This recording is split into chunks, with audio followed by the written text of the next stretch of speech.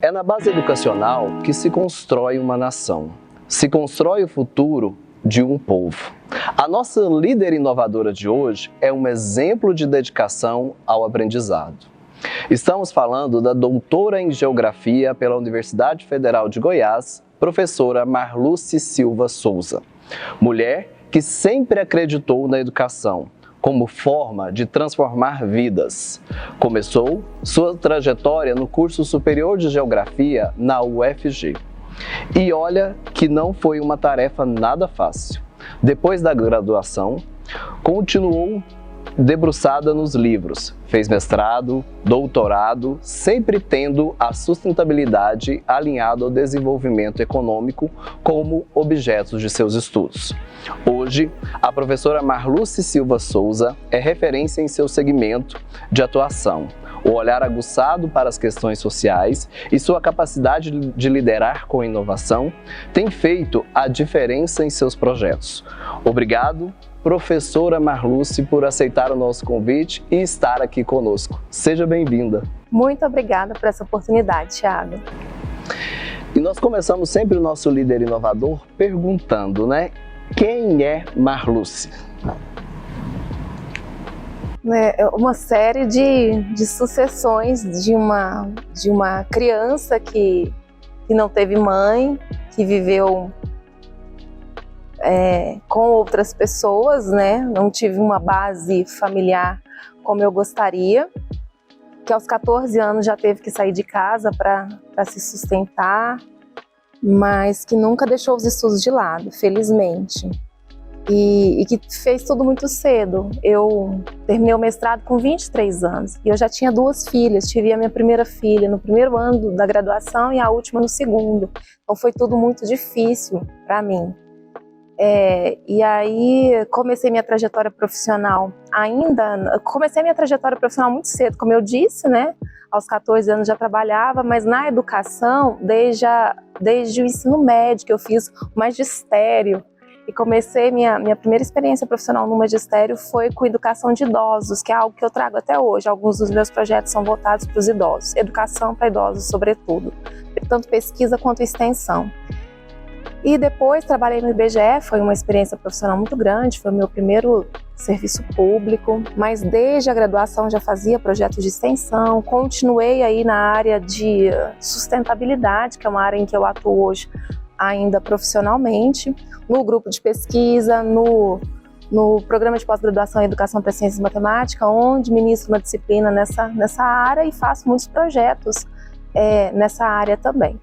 E depois ingressei na UFG ainda, Universidade Federal de Goiás, e no IFG. E optei por ficar no IFG, onde estou até hoje, desenvolvendo lá, sobretudo trabalhos na área de extensão, que é uma área que hoje eu também gerencio na instituição. E como é que entrou Jataí aí na sua vida, que você veio para Jataí e ter escolhido a unidade aqui do IFG? Na verdade, você me perguntou quem é, eu falei quase só do profissional. Comecei e falei só quase do profissional, Mas eu sou de Jataí, minha família é de Jataí, meus avós, desde os meus avós são daqui e eram pequenos proprietários rurais, que é algo que eu ainda trago hoje, Eu tenho uma pequena propriedade rural onde eu tento fazer algumas coisas de inovação lá, na área sustentável também. E do ponto de vista pessoal, então, não falei, hoje já sou avó, fiz tudo muito cedo, então hoje já meu segundo neto já vai nascer. Sou daqui de Jataí, minha família toda é de Jataí. Eu estudei fora, mas morava aqui, ia e voltava e sempre morei aqui. Então Jataí sempre foi a minha casa. E o ingresso no serviço público? Meu ingresso no serviço público se deu ainda muito jovem também, aos 23 anos eu fiz um concurso do IBGE, na época tinha 20 anos que não tinha concurso do IBGE, então eu fiz esse concurso e vim assumir uma vaga que me proporcionou uma experiência profissional maravilhosa, porque a gente viajava os 18 municípios do sudoeste de Goiás. E como eu sou da geografia, eu já estudava isso também, desde a graduação, eu estudo solos arenosos, degradação de solos, mas sempre vinculado à questão social também.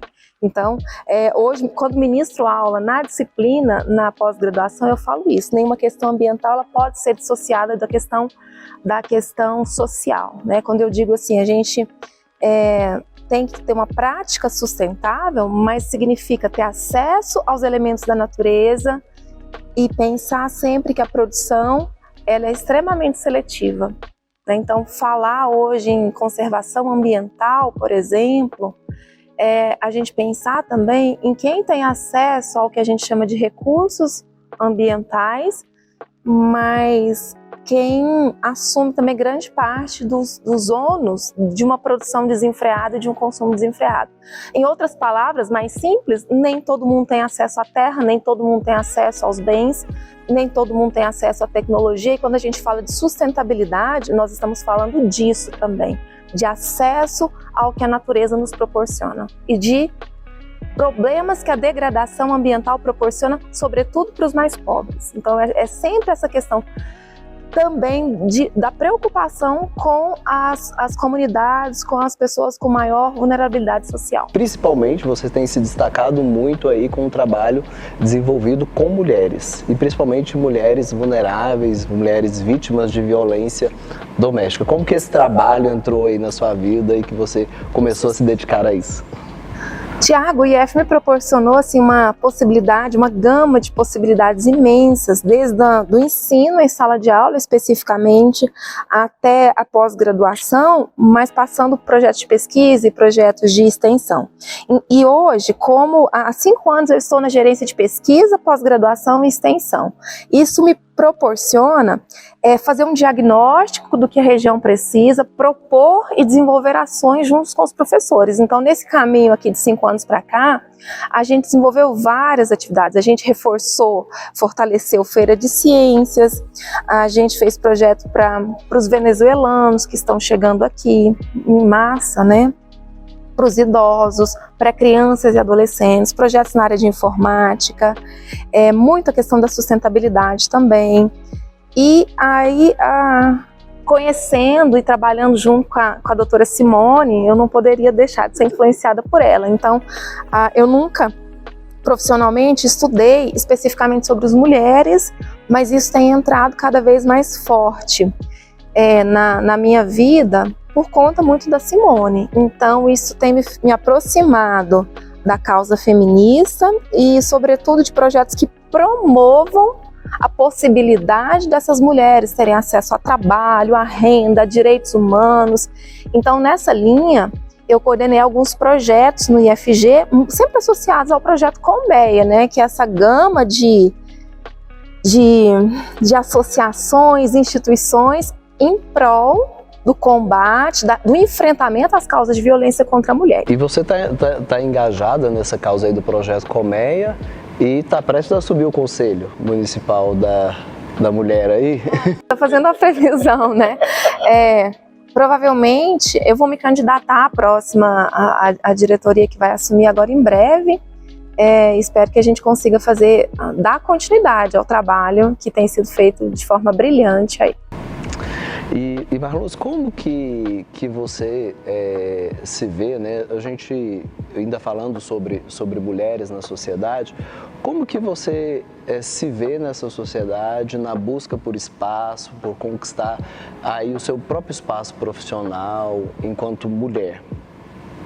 Ai, Tiago, é muito difícil, porque a gente tem uma série de papéis, né? Eu sou mãe, eu sou avó, eu tenho uma pequena propriedade, eu sempre fui uma mulher sozinha também na criação das minhas filhas. Hoje eu tenho um companheiro, mas a minha vida foi sempre muito sozinha nesse sentido de dar esse suporte. Então, e lidando muito com homens, na propriedade rural, quase sempre com homens. Eu fiz uma vez também parte de uma associação de pequenos produtores de eucalipto, desde a época do IBGE, quase só homens. Então, assim, a gente sente o machismo arraigado em todos os lugares. E a gente tem um papel de combater e fortalecer outras mulheres. Mas, com muita luta, eu acho que a gente tem conseguido espaço, mas é complicado porque você tem que provar 2 vezes que você é competente para ter os mesmos espaços que os homens sempre têm. Então o machismo ele existe em qualquer lugar, ele é disseminado e é um enfrentamento, é uma luta diária. Eu digo assim, sempre repito essa fala, o feminicídio ele começa com uma piadinha machista, que a gente reproduz, que a gente com a qual a gente é conivente também. Então, desde de sala de aula, lá no ensino médio, onde eu atuo, eu falo aqui, eu não permito que vocês reproduzam nada machista, nada homofóbico, nada racista, nada preconceituoso, porque eu acredito na educação. Qual é o papel da educação na vida das pessoas? Nossa, esse papel da educação, eu acho que eu sou exemplo, eu tenho colegas que são exemplos disso, né? De passar uma vida muito difícil. Eu não posso dizer que eu tenho uma vida tão difícil quanto dessas comunidades em que eu atuo, mas eu tive uma vida muito difícil, assim. Quando eu fui fazer mestrado em Goiânia, me lembro assim, eu já tinha 2 filhas, eu tinha que trabalhar aqui, cuidar de casa, eu ia para Goiânia muitas vezes de carona, num ônibus, e literalmente, se eu comesse no almoço, eu não comeria na janta, eu tinha que escolher a refeição que eu fazia. E eu só hoje tenho uma condição privilegiada de poder ajudar outras pessoas, porque é privilégio ajudar outras pessoas. Não é mais do que a obrigação de um agente público ajudar a cuidar de pessoas, como é o que eu faço. Sou uma servidora pública, estudei a vida inteira em escola pública, fiz faculdade pública, mestrado, doutorado público, ainda ganhando bolsa. O que eu tenho que fazer? Retornar isso para a sociedade, não é mais que a minha obrigação. Mas eu acho que eu sou um exemplo disso, porque foi por meio da educação que eu consegui ter acesso, eu consegui estudar e passar num concurso que eu gostava, e hoje eu amo o meu trabalho, e tenho um plano de carreira por conta do serviço público. Então, assim, para mim, eu sou um exemplo de como a educação foi pela educação que eu consegui fazer aquilo que eu queria. E não estou falando de conquistas materiais, eu estou falando mesmo de poder ter o papel hoje de agir em diversos grupos no sentido de tentar ajudar um pouquinho a melhorar a vida de alguns desses grupos. Então, quando eu falo com as crianças, por exemplo, lá do Nova Esperança, crianças muito carentes, que elas têm uma oportunidade e que existe uma luzinha lá para elas, para além do tráfico de drogas, que pega muito cedo essas crianças, da prostituição, que pega essas crianças muito jovens, de outros agentes que estão ali, que se a educação não chegar para mudar a vida dessas crianças, vai ser um ciclo de reprodução daquilo que elas já têm. Famílias desestruturadas, pais que às vezes nem são presentes, a gente nem pode falar nessas comunidades assim, Tiago, tem um apoio familiar. Muitas vezes a família dessas crianças é totalmente desestruturada. Nem tem famílias, né? Isso. A gente vivencia muito, às vezes, casos de menores que foram abandonados, literalmente. Às vezes a mãe casou e separa e deixa o filho para trás com o padrasto, ou deixa com a avó, ou deixa com a tia e vai embora, né? Os depoimentos essa realidade, né, dessas comunidades era muito diferente do que a gente possa sequer imaginar. Né? Eu que atuo também na educação, eu vejo muito isso, realidades que você nem podia imaginar que aconteceria, de menores que não têm amparo nenhum, que a mãe suicidou, o pai está preso e que a criança está sendo criada por qualquer pessoa e só tem ela e ela mesma, né? São realidades muito distintas, né? E o resgate dessas crianças é muito difícil.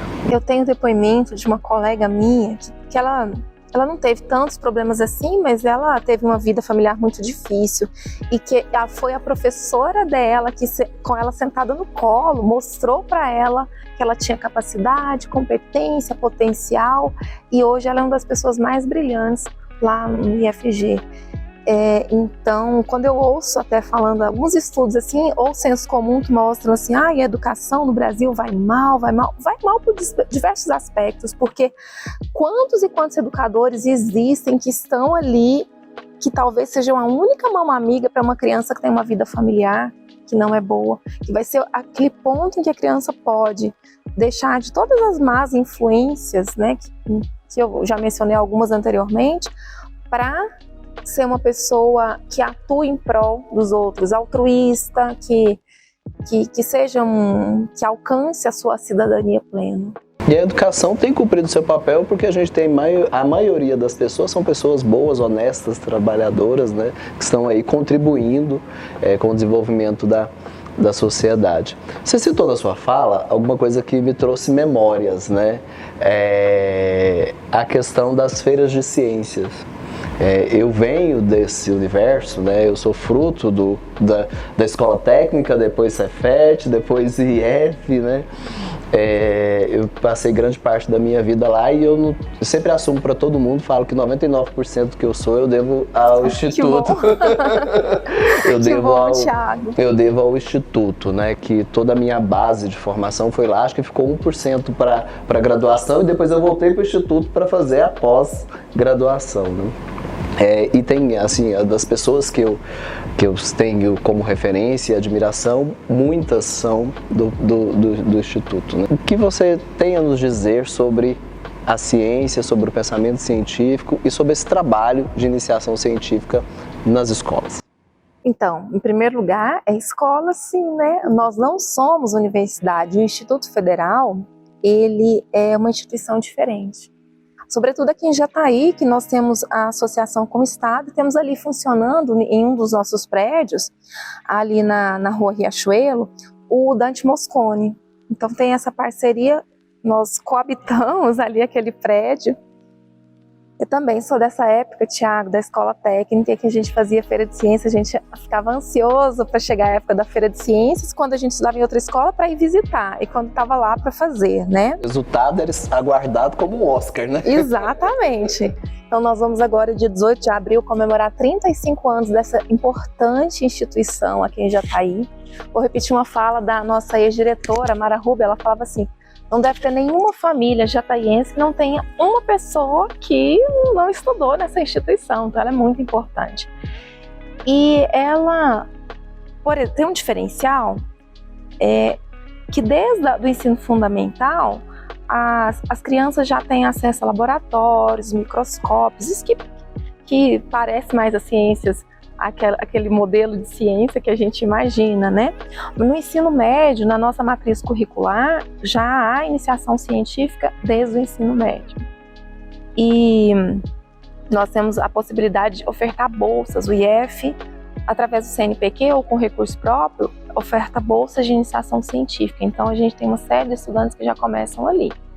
Muitas vezes nós, da nossa geração, né, começou a ver algumas questões científicas, metodologia científica lá na graduação. Esses alunos já vêm desde o ensino médio e já tem ali um ambiente que proporcione isso, uma infraestrutura espetacular. É por isso que eu defendo tanto a extensão, porque nós temos tantos alunos regulares, mas nós temos alunos de outras escolas que de repente não têm essa infraestrutura. Então a gente faz essa troca. A Feira de Ciências é uma possibilidade dessa troca para a comunidade externa. É uma possibilidade de fortalecer algumas pesquisas que já são desenvolvidas e fomentar outras. Ela é capaz de divulgar um instituto para a comunidade, de permitir essas experiências de divulgação e de vivência mesmo desse mundo lá no IFG. Então, para o estudante que faz uma feira de ciências, é um marco fundamental na vida dele, sem dúvida. Mas recentemente tem voltado, Tiago. A gente fez a submissão de um projeto ao CNPq e esse ano nós vamos fazer a primeira feira de ciências integrada do IFG com os 14 campos em Goiânia, no Oscar Niemeyer.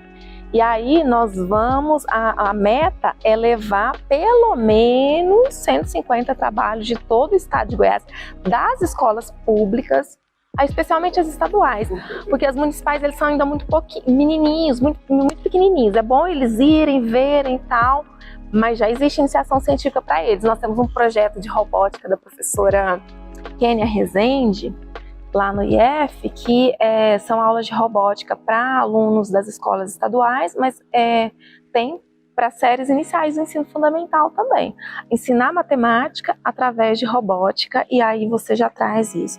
Eu acho que isso tem cada vez mais se tornado presente nas escolas, mas ao mesmo tempo a gente tem uma série de informações que chegam, informações que são fake news, informações que não são...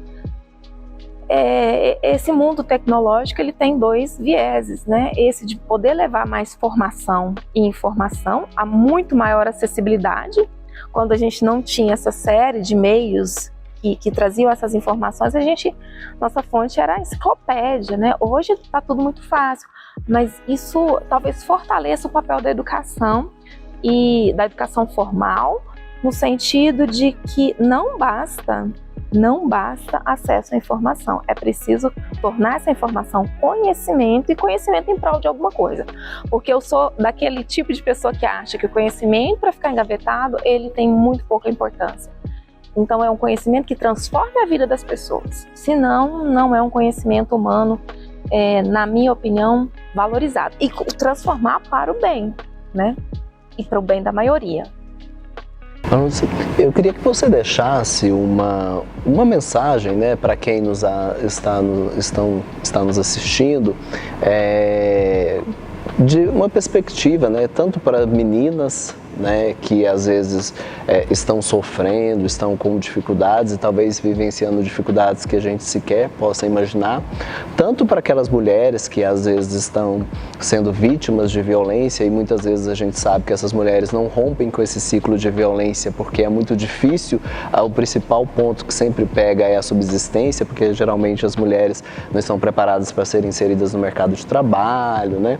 E também para quem está iniciando a sua vida e quer ter um direcionamento, queria que você deixasse uma mensagem de motivação e de inspiração, né? Além de toda a sua conduta, de toda a sua história e da sua visão de mundo que você trouxe aqui pra gente, que você trouxesse essa mensagem para essas pessoas que tanto precisam de acolhimento. A minha mensagem é no sentido de que há esperança, há oportunidades, há pessoas que possam acolher, há mãos que podem ser dadas, a gente está junto aí, para as pessoas não perderem as suas esperanças, o seu foco, acreditarem em si mesmas. Às vezes é uma situação passageira, é preciso ter força, ter fé, porque as oportunidades, elas estão aí e as pessoas podem ir atrás. Às vezes é muito difícil, então é por isso que a gente está aqui para dizer assim, olha, aqui você pode, por esse caminho você pode. E sem dúvida, por meio da educação, né? Se você está numa situação de dificuldade, tem os números para os quais você pode ligar. Existe hoje uma juíza aqui em Jataí, que é fantástica. Existem redes de acolhimento. Hoje as escolas já contam com psicólogos também. Então não se cale, vá atrás. Às vezes a violência física e patrimonial, elas são muito, muito difíceis, mas o que mais talvez deixe essas mulheres, meninas em situação vulnerável é a violência psicológica. Elas acreditarem que elas têm culpa por alguma coisa, elas fizeram algo de errado, que esse agressor faz com que elas sintam culpa e não consigam sair dessa situação. Mas é preciso acreditar, conversar com alguém de confiança, procurar os meios e acreditar. E nós estamos abertos aí para receber quaisquer demandas nesse sentido. Então, procurem-nos e a gente vai junto buscar uma solução. Marlúcia, eu acho que nós passaríamos muito tempo aqui conversando, viu? Porque é muito bom a gente discutir essas questões e ver o seu amor pela educação e ver o quanto você tem essa visão social e essa preocupação com a nossa comunidade. É muito bom tê-la aqui conosco. Muitíssimo obrigada por essa oportunidade, Thiago. Obrigado, Marluz, a nossa líder inovadora dessa semana. Muito obrigado. Muito obrigada.